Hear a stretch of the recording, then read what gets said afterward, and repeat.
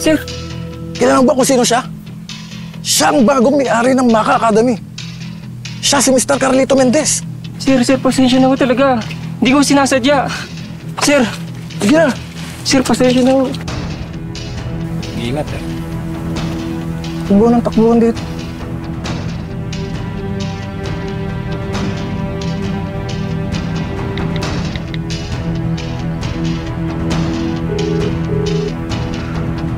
Silvia, natanggap mo na ba?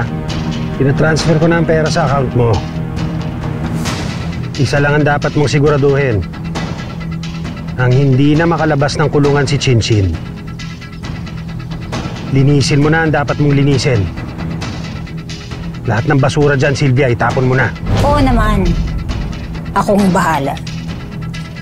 Sisiguraduhin ko na walang makakapagturo na may kinalaman tayo sa kidnapping para masira si Chinchin. At pagkatapos nun, edi yun na yung Maka.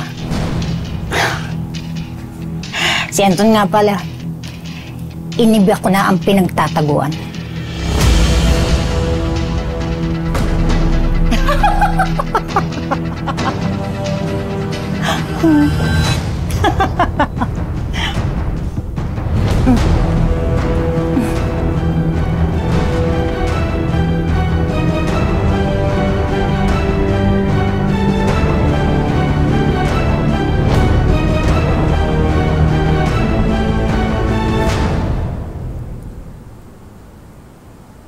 Ran, sigurado ka ba?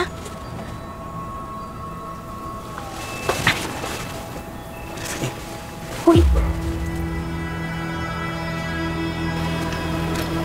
Diyan yung tumuloy si Aling Silvia. baka nandyan si Anton. Jeff, huwag ka na kaya sumama. Ako na lang magbabantay dito. Ayoko mapahamak ka dahil sa pagtulong mo sa amin ni Mami Chinchin eh. Ano ka ba? Kailangan natin matuntun si Anton. Yun lang yung tanging paraan para mapatunayan nating inosente talaga yung mami mo.